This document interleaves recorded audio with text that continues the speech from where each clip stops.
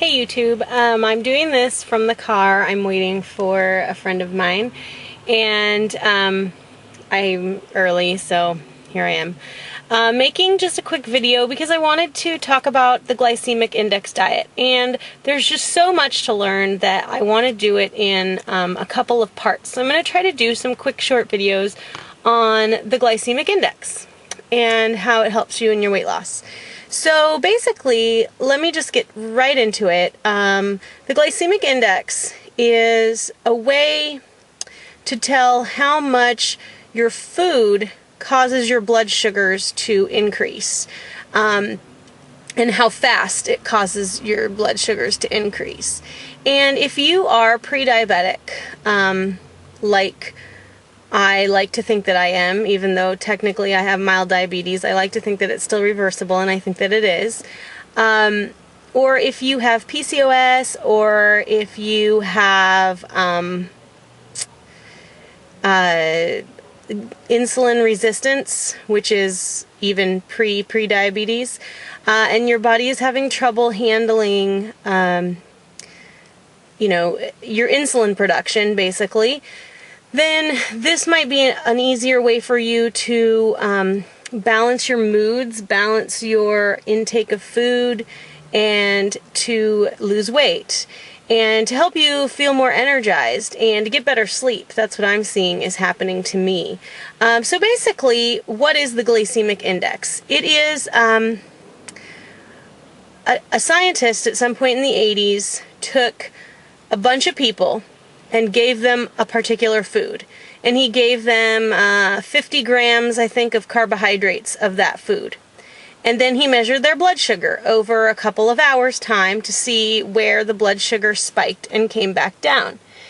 And so, using that scale, those foods that had a really high spike and took a long time to come back down, or spiked and crashed or whatever, those have a high glycemic index. They release the sugar into your body super quickly, and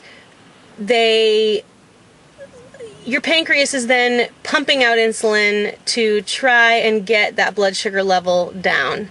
And so it's overworking itself if you have a lot of high glycemic foods. And if you are prone to, like I say, insulin resistance or diabetic or something like that, that's bad for your pancreas, and your pancreas eventually stops producing insulin, in which case you're then insulin dependent on the shots of insulin. And if you eat medium or low glycemic foods, then the sugar is released into your body at a slower rate, keeping you at a better steady level of sugars all day instead of spiking and waning and, up and down roller coaster. That roller coaster can often bring people moodiness. It can bring people emotional eating, another binge eating, because now it can make them starve, because if you spike, if you have a lot of ice cream and then your sugars spike and then immediately drop, then you're hungry again. It's not as filling. So keeping that glycemic index in check when you're eating can help your sugar stay moderated all day long and make you feel better, have better health, and help fight off diabetes for as long as you possibly can. So basically, that's the glycemic index. And the glycemic index, sorry, I'm near a railroad here, you can hear the train maybe, is a rating from 0 to 100. Hey guys, sorry to interrupt this video, but when I was uploading, now I'm uploading this video, and I'm realizing that in the middle of it, when I tell you that the glycemic index goes from 0 to 100, I didn't actually say what that meant. It meant that 0 has little to no effect on your blood sugars, and 100 is what pure table sugar does to your blood sugar. So anyway, hope that clears things up. Back to the video. And anything 55 or lower is low glycemic. If it's 55 to, I think it's 65, then it's medium, and then over 65 is high. So if you're eating those types of things, you want to eat those high glycemic foods only in moderation, you know, maybe only a couple of times a week. Medium ones you want to balance with some lower ones, and so forth.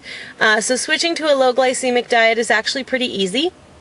And I'll talk about which foods are low and which foods are medium and which foods are high in another video. But that's kind of what the glycemic index basically is. Okay? So hopefully that answers some of your initial questions, and I'll be making another video shortly. Thanks.